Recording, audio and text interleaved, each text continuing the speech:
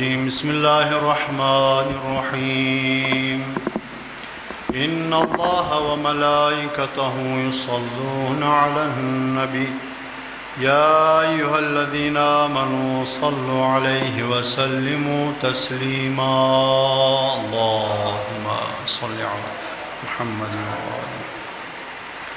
بسم الله الرحمن الرحيم. عن جابر بن عبد الله الأنصاري عن فاطمة الزهراء عليها السلام بنت رسول الله صلى الله عليه وآله قال سمعت فاطمة أنها قالت دخل علي أبي رسول الله في بعض الأيام فقال السلام عليك يا فاطمة فقلت عليك السلام قال إني أجد في بدني ضعفا فقلت له أعيذك بالله يا أبتاه من الضعف فقال يا فاطمة ائتيني بالكساء اليماني فغطيني به فأتيته بالكساء اليماني فغطيته به وصرت أنظر إليه وإذا وجهه يتلألأ كأنه البدر في ليلة تمامه وكماله. اللهم صل على محمد. فما كانت إلا ساعة وإذا بولدها الحسن قد أقبل وقال السلام عليك يا أمّا فقلت عليك السلام يا قرة عيني وثمرة فؤادي فقال يا أمّا إني أشم عندك رائحة طيبة كأنها رائحة جدي رسول الله صلى الله عليه وآله فقلت نعم إن جدك تحت الكساء فأقبل الحسن نحو الكساء وقال السلام عليك يا جداه يا رسول الله أتأذن لي أن أدخل معك تحت الكساء قال وعليك السلام يا ولدي ويا صاحب حوضي قد أذنت لك فدخل معه تحت الكساء. اللهم صل على محمد.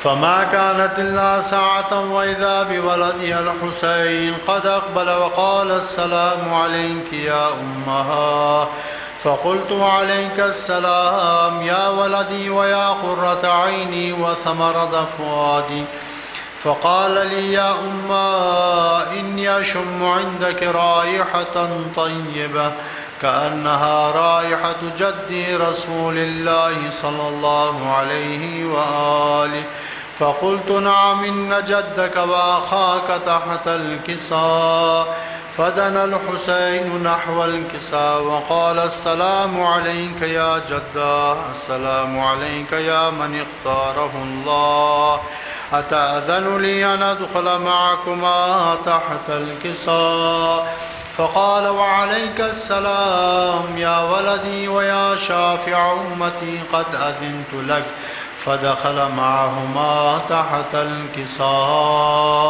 اللهم صل على محمد. فأقبل عند ذلك أبو الحسن علي بن أبي طالب وقال السلام عليك يا بنت رسول الله فقلت عليك السلام يا أبا الحسن ويا أمير المؤمنين فقال يا فاطمة إني أشم عندك رائحة طيبة كأنها رائحة أخي وابن عمي رسول الله فقلت نعم ها هو مع ولديك تحت الكساء فأقبل علي نحو الكساء وقال السلام عليك يا رسول الله أتأذن لي أن أكون معكم تحت الكساء قال له عليك السلام يا أخي ويا وصي وخليفتي وصاحب لوائي قد أذنت لك فدخل علي تحت الكساء. اللهم صل على. ثم أتيت نحو الكساء وقلت السلام عليك يا أبتاه يا رسول الله أتأذن لي أن أكون معكم تحت الكساء؟ قال وعليك السلام يا بنتي ويا بضعتي، قد أذنت لك. فدخلت تحت الكساء. اللهم صل على محمد. فلما اكتملنا جميعا تحت الكساء أخذ بي رسول الله بطرفي الكساء وأومى بيده اليمنى إلى السماء وقال اللهم إن هؤلاء أهل بيتي وخاصتي وحامتي، لحمهم لحمي ودمهم دمي، يؤلمني ما يؤلمهم ويحزنني ما يحزنهم.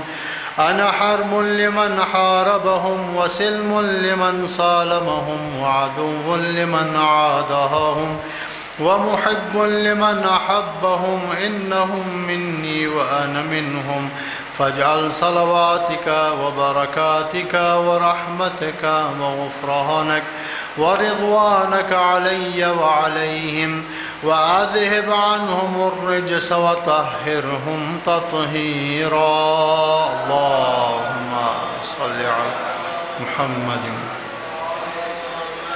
فقال الله عز وجل يا ملائكتي ويا سكان سماواتي إني ما خلقت سماء مبنية ولا أرضا مدحية ولا قمرا منيرا ولا شمسا مضية ولا فلكا يدور ولا بحر يجري ولا فلكا يسري إلا في محبة هؤلاء الخمسة الذين هم تحت الكساء. فقال الأمين جبرائيل يا رب ومن تحت الكساء؟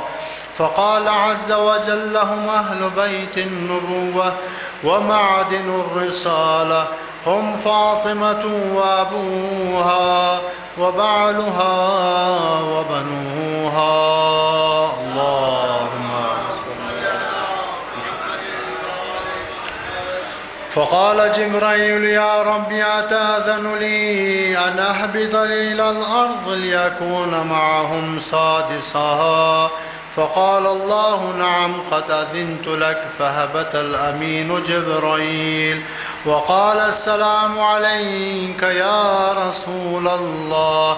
العلي الأعلى يقرأك السلام ويخصك بالتحية والإكرام ويقول لك وعزتي وجلالي إني ما خلقت سماء مبنية ولا أرضا مدحية ولا قمرا منيرا ولا شمسا مضيئة ولا فلكا يدور ولا بحر يجري ولا فلكا يسري إلا لأجلكم ومحبتكم، وقد أذن لي أن أدخل معكم، فهل تأذن لي يا رسول الله؟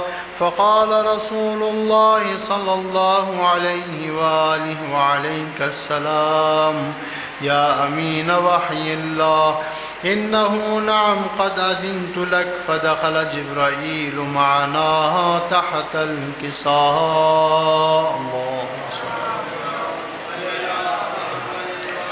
فقال لأبي إن الله قد أوحى إليكم يقول إنما يريد الله ليذهب عنكم الرجس أهل البيت ويطهركم تطهيرا. اللهم صل على محمد.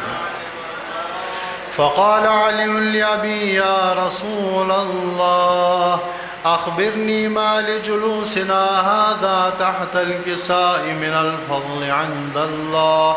فقال النبي والذي بعثني بالحق نبيا واصطفاني بالرسالة نجيا ما ذكر خبرنا هذا في محفل من محافل أهل الأرض وفيه جم من شيعتنا ومحبينا إلا ونزلت عليهم الرحمة وحفت بهم الملائكة واستغفرت لهم إلى أن يتفرقوا.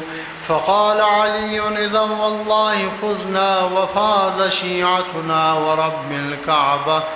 فقال النبي ثانيا: يا علي، والذي بعثني بالحق نبيا واصطفاني بالرسالة نجيا، ما ذكر خبرنا هذا في محفل من محافل أهل الأرض وفيه جم من شيعتنا ومحبينا، وفيه مهموم إلا وفرج الله همه. اللهم فرج همومنا، ولا مغموم إلا وكشف الله غمه. اللهم اكشف غمومنا، ولا طالب حاجة إلا وقضى الله حاجته. اللهم اقض حوائجنا الشرعية. فقال علي: إذا والله فزنا وسعدنا، وكذلك شيعتنا فازوا وسعدوا في الدنيا والآخرة ورب الكعبة. الله